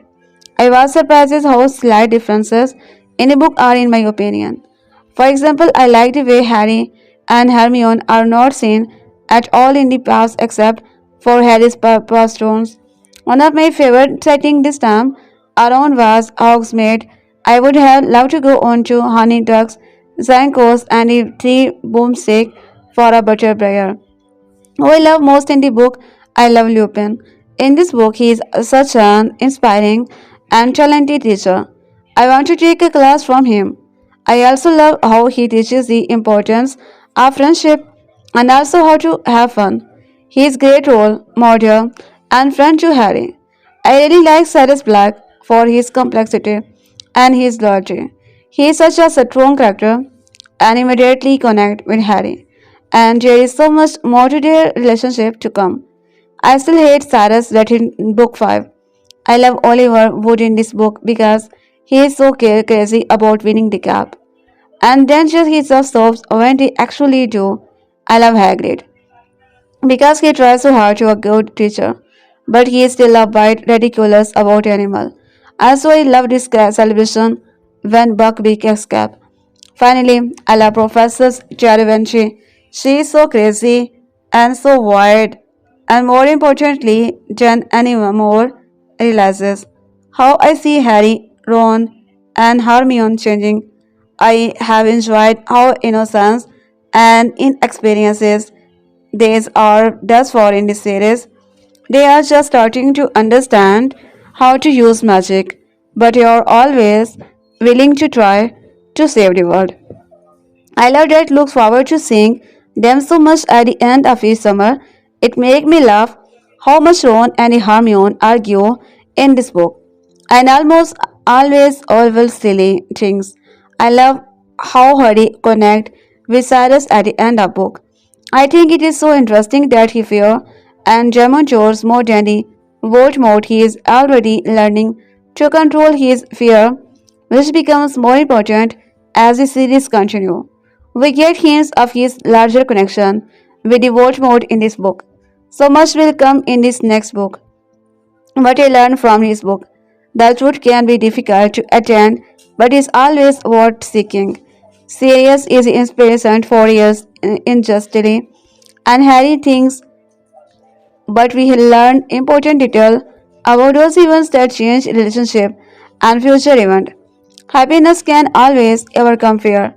I think the Dementors are such interesting villain because they suck out happiness. They can control people through fear. To create a Patronus, you must focus on happiness. Intergoing paradoxes here. Time is complex and should be the approached carefully. It is always tricky to have time travel in stories because it opens so many alternate plots.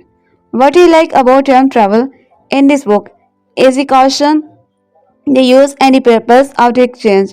While we cannot time travel in our reality, it is still useful to think about the complexities of time and how to use it wisely. How I would teach this book in a class. I would love to have student write an essay about the Dementor and fear. Perhaps we could start with the what you fear the most and how they would make it funny, like Lupin teaches Witty Bogart. I would also be interested in hearing about where, in the novel student, see light and darkness interact would be in the Dementor, Patronus Charm, night versus day, and what we learn from those intersections. Finally, it would be fun to write about how students see truth and lies at play in the story. Buckbeak is the condemned because Draco Malfoy lies about his arm. Cyrus is imprisoned and is sentenced to the Dementors case because of false evidence. Both are freed because of truth. How does this apply to the larger Harry Potter story in our lives? Prisoner of Azkaban marks a change in tone and style from the first two films. It also moves along at a quicker pace. We spend less time with the Dursleys. We make it to Hogwarts even faster. And we spend a lot less time on the Quidditch than before. This is a trend that will continue for upcoming film. There is even less Quidditch in the fourth film, with the Quidditch World Cup being glossed over while Quidditch is gone from the fifth film entirely. It's shiningly similar to the Dursleys who continue to show up at the beginning of every subsequent book in this series. But it is the films we don't see much of them after this point. The first two movies were very faithful adaptations overall, while this film still cover most of the important events and plot beats of the book. It marks the point in the series where the films began to sacrifice its raw accuracy for the sake of style. I think there were both good and bad things about this. On the one hand, there is some great content from the books that did not make it to screen, Some of it was inevitable. The books were getting longer and longer. So, of course, more and more would have to be jamming out to fit into a film. But from this point on, there's also less of an effort made to try to adapt things exactly as it happened in the book, despite being adapted from a longer book than the first two. Prisoner of Azkaban is also a shorter movie than the first two. There is also not quite as clear. Anyone who has not read the first two books can understand what's going on its fast onto a film. With these films, however, there is an assumption that you are already familiar with the book and or have at least seen the previous film. There's a part of me that would have been enjoyed seeing a more strict book to the screen adaptations. The flip side is that some of the liberties taken with the source material allowed for more stylish and cinematic touches. All in all, I think was a good call. The latter film do feel more exciting. Indeed, it gets my pick for the best picture so far. The Wizarding World, which was once so fragrant to Harry, feels much more familiar and well established by now still. I like that we keep seeing now location here and there. The important local we are introduced to this term is Hogsmeade, a cozy little village near Hogwarts Castle. By contrast, we also get Erne, the Shrieking Shack, supposedly the most haunted building in Britain according to Hermione. Speaking of cozy places, one thing that struck me here is how warm and inviting the Hogwarts Express look. Well, as long as there are no Dementors around, I have never ridden on a train before, and I have always wanted to. But if I could pick any one train in particular, it would be an easy choice. It's a little detail like this that make the world so rich and vivid. It's more than just Alan's Rick Max jobs as an actor. I like the movies taken on a snap overall. My biggest problem with Shape is the book. Snap is the book is that we were just too mean and abrasive and all around unlikable. I get that he has a lot of fun, and I am sure there is a good reason for it. But I don't understand it myself. I personally never found him sympathetic. Books Snap is just a straight up horrible person. The movie, meanwhile, kept the essence of his character while vastly toning down his jerkishness. He is still a pricky and unpleasant in the movie. But there is much more of balance. There are other things the books did better. But this is one aspect where I prefer film. On the topic of character, we get another new defense against it work our professor this year. Introduced to us as a mysterious stranger sleeping aboard the Hogwarts Expresses. Despite his rugged and initially forbidding appearance, here is the first DDM professor who's actually a good person. In fact, he is one of the most likable and good-natured character in this series. I mentioned before that Hagrid is my favorite character, but Lupin is up there also sure too. We also meet Cyrus, my other favorite debut here. He is another character I would have liked to have seen more, but Gary Oldman still makes the most out of him, displaying a wide range of anger, instantly sorrow, and unexpected tenderness. The returning actor all great as well, with a child actor. You have the added bonus of watching them grow up. And this is the films where it is really noticeable. Daniel Radcliffe especially. I liked him before the get-go, but this is where he really grows into the role and starts to shine as an actor. In fact, he probably gives the best performances in the film. A detail I never noticed before until my most recent rewatch of the HP movies. For my reviews here, in the first two films, Miss Narcissus has distinct, unnatural red eyes. Here always they are perfectly ordinary blue-gray color interesting. One thing I have not talked about it yet is John Williams. He composed the orchestra score of the film tree. If you are into the orchestra music, I totally recommend checking out his soundtrack here. They are quite delightful. They really capture the majestic, magical, mysterious vibe of the Harry Potter world. I always enjoy the scene of the Hermione's punching Malfoy.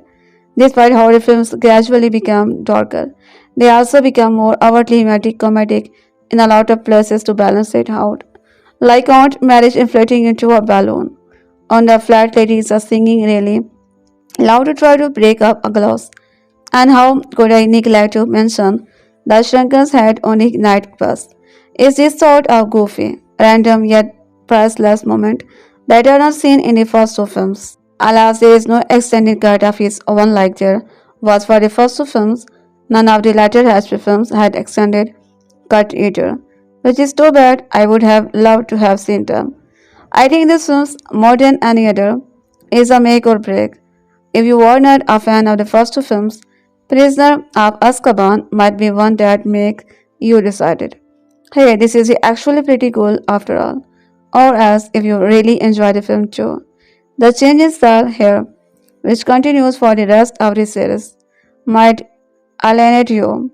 If you enjoyed both the first two films and this film, you are all but guaranteed a fantastic ride.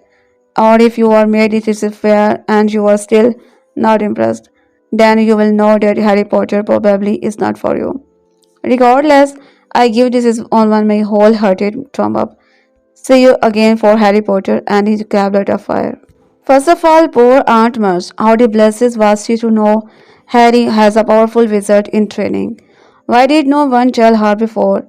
She made such a huge mistake.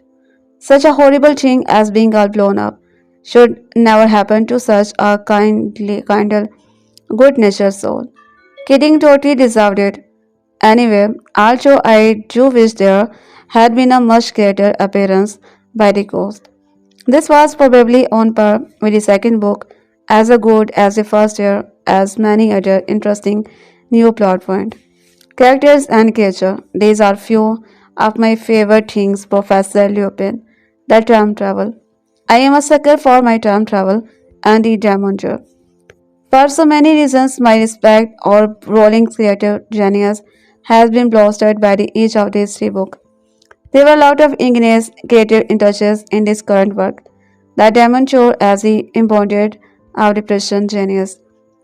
I have read that she was writing this book she herself began treatment for severe depression and Daddy Dementor were a direct inspiration of this and the obvious cure to make you feel all better. Chocolate Madam Spom apparently keeps lots of it on hand, probably taking it a nap now and then herself. For medicinal purpose, you understand. Most of the dialogues Harry Potter and the Prisoner of Azkaban is really good. However, there are two pretty sizable dialogue wasteland in this one. Both are awkward portions involving the plating or lots of information. The first occurs in the middle of the book. Harry over here fuse Manveria flues flesh while they are hanging out at a bar in Hogsmeade. First of all, maybe it's just me, but these four don't seem like they would hang out at a bar with each other. It just seemed awkward. Second, the dialogue dispersed portion seemed longer than it really was because it was not that well written. Same thing for another hour long dialogue, wasteland toward the end of the book when Lupin Cyrus, Harry, Ron, and Hermione have another traditious and awkward information relating conversation. While the information related in both was crucial to the plot, I wish Rowling had done it less awkwardly. Rowling is a superior author in many ways, but she is not J.R.R. Tolkien who can get away with long pages of information relation dialogue. The Council of the Elrond, a chapter in a Fellowship of the Ring which is almost entirely a long conversation of the massive information relation. Where Rowling particularly shine to me is the many small passing detail like Harry's mirror reflection talking back to him, or the giant square propelling itself dreamily across the surface of the lake or Dumbledore, addressing Derek, a first year student at a Christmas party, causing him to turn bright red. There are only three examples of what Rowling does best imaginative and insightful detail. Harry Potter and the Prisoner of Azkaban is rifle with him, and thus Rowling achieves another timeless victory. So the third installment of the 8 movie series, a departure in directors from the previous movie. Directed by this estimated Alfonso Garon, generally ranks highly on book ranking, and the movie does just as well. For good reasons, I believe so. Beautiful cinematography, the movie has a tone of eye candy. It is just gorgeous, it has the flow and quality to it that is just whimsical to watch. Harry really comes into his own in this movie. A better feel for him. He experiences character defining moment. The aesthetic and design add a richness and uniqueness that make the movie a visual threat. A key part of the visual experiences was the Dementor. Exciting to watch, it has movement and a constant cadence that does not let up. It watches and goes by very well. I may be in a minority, but I prefer Michael Gambon over Richard Harris. He executes a power that I find compelling. Speaking of casting, I liken Gary Oldman as Cyrus and David Travis as Lupin. Patrick was also spot on. They matched with how I saw the character. Although I like the changes to the style of the word, the changes themselves are chaining with the previous two films. The clothing changes from robes all time to more mutual demeanor is not explained and seemed strange to view. I do prefer it though. The exposition was a bit lacking if it had not read the book. I would imagine that some things would not make as much sense or have as much meaning. Who are the nicknames are for who and so on. Hermione felt like a pure device in the film. She comes in and says all the relevant pieces, but the non-flaws of her character are left on the side in favor of being kind of a badass plot mover. The last scene is obnoxious and sort of stupid. I don't like it. Harry Potter and the Prisoner of the Azkaban is definitely one of the best Harry Potter movies. It has a strong focus, great technical aspect in the visual department, and highly enjoyable to watch. It may not be the most faithful or the most constant with its predecessor, but is one of the most more successful as a film. Harry Potter and the Prisoner of Azkaban is a third installment in the Harry Potter series and is by the incomparable J.K. Rowling. The Harry Potter series are described as children's books, however, in my opinion. Whether you will travel or 22, I highly recommend them. Now, after a long summer and some aunt abusing antics, Harry is back at Hogwarts School of Witchcraft and Wizardry with his trusty best friends Ron and Hermione. Yet secret and mysterious things are happening in the wizarding world, and Harry is not safe from the dark and dangerous people at large. Who is the infamous player Sirius Black, who escaped from the notorious wizard prison Azkaban and David Cody fugitive Black possibly weren't with Harry. Harry, Ron, and Hermione spent another magical year at Hogwarts, where Harry learns from more about his past than he could have expected. As always with the Rowling book, I loved Harry Potter and the Prisoner of Azkaban. J.K. Rowling would have a curious habit of come to life, and her characters are funny and elastic. One of the greatest things about Harry Potter is that they improve with each book, and you can clearly glimpses the clever, intricate plot Rowling has wove, with cleverly placed foreshadowing and seemingly innocent hint. This book is undoubtedly darker than the previous ones, as Harry learns more and more about the sinister forces that threaten to the wizarding world. The characters begin to get more developed and more complex, and an awful lot more interesting. I must warn you, Todd, that once you begin, you will find it almost impossible to stop. Once you finish, you will be skimming through it again, finding seemingly through it again, finding obvious clue, thinking, how did I miss that? If that was not enough to get you interested, the Harry Potter covers have recently been redesigned and they are even more stunning than ever. The Prisoner of Azkaban cover is by far my favorite. Harry heroically went from which a silver stage has adapted to no one's surprises. I give Harry Potter and the Prisoner of Azkaban 5 by 5 stars.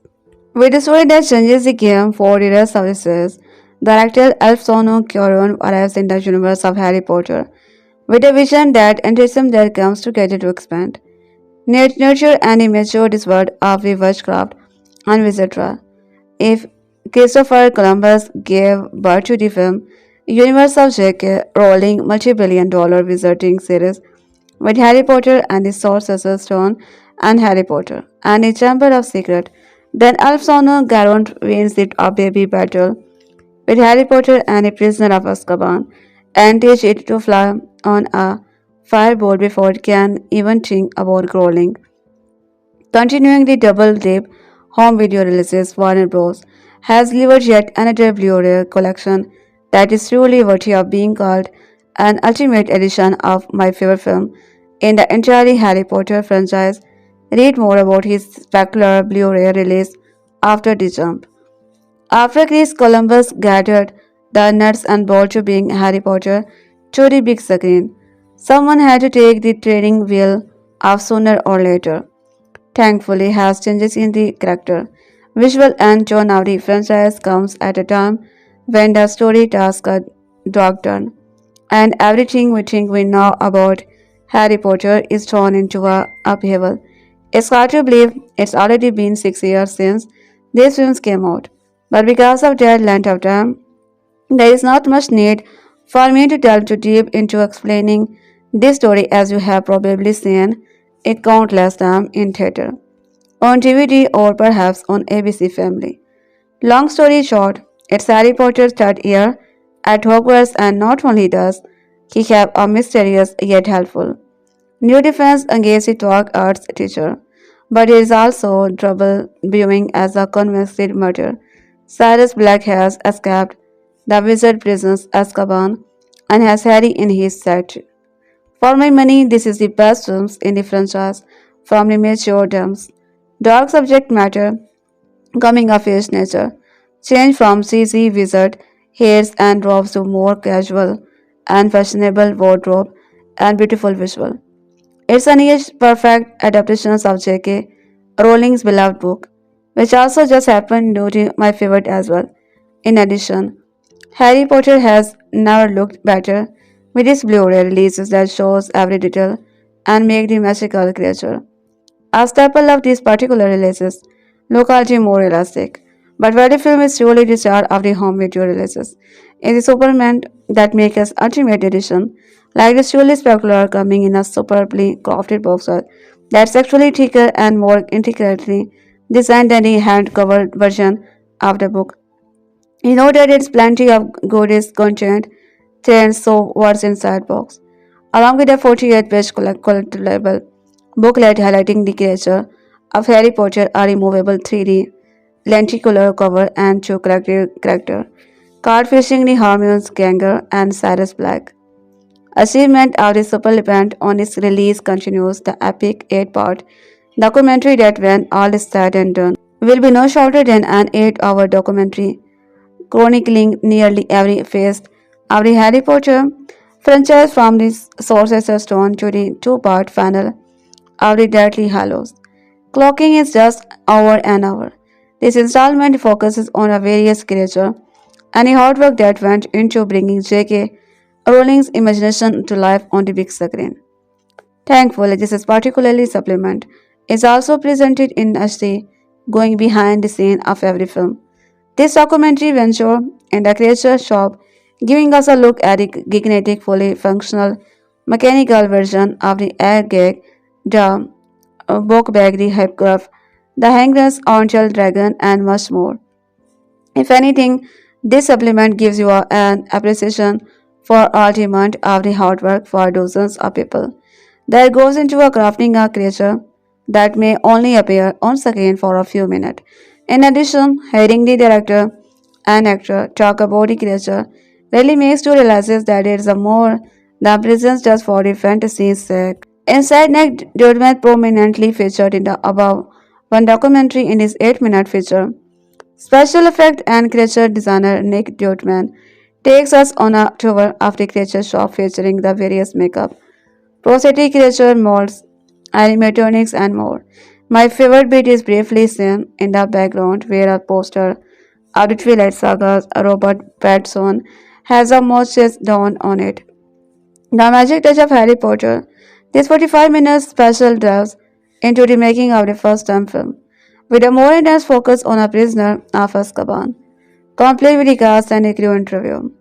Film footage, B-roll, and a narration by Jeremy Pavan. This is your standard behind the scenes special, that's more akin to promotional documentary you will find on TV before the film's releases. For those familiar with the series, not much story is revealed here, and the supplement act as more of A&E biography recap than anything. I can't be certain, but I'm pretty sure that this feature was originally broadcast on HBO as part of their first look series. The making of Harry Potter and the Prisoner of Azkaban, the more unique of the shorter feature. This one highlights the making of the films through a mostly candid conversation between the Daniel Radcliffe and for all the subtitle fans out there. This special feature is for you. Director Alfano Cardon sits down for an interview that is completely in Spanish. If you can't speak the language, you just still take the time and be patient enough to read the subtitle of the interview to hear what these amazing filmmakers have to say. Several different deleted sources depending on which supplement disc you are viewing. There's definitely some good stuff as featuring more cinematic night bus, the introduction of the six scope, and more. In addition, all of the special, from original to disc DVD release of Harry Potter and The Prisoner of Azkaban, are included on another disc. They are as follow. You may have missed Cash Scappers and Unexpected Duet with the Sir Ged. Since the 8-part documentary with an hour-long installment included the On-Ish Ultimate Edition released in Plan 2, both part of Harry Potter and the Dead Hallows, it's safe to say this is about as good as a special edition. Home video releases of any Harry Potter film is going to get. Likely these will be the edition included in the Gargantuan box set that is sure to be released following that the Halo Part 2. So if you are a rabid Harry Potter fan, these Ultimate Edition are for you. For my money, this is the best film in the franchise. From the mature themes, dark subject matter, coming of age nature change for cheesy wizard hairs and robes to more casual and fashionable wardrobe and beautiful visual. It's near perfect adaptations of J.K. Rowling' beloved book, which also just happened to be my favorite as well. In addition, Harry Potter has never looked better. It is Blu-ray release that shows every detail and makes the magical creature a staple of these particular releases. Look a little more realistic.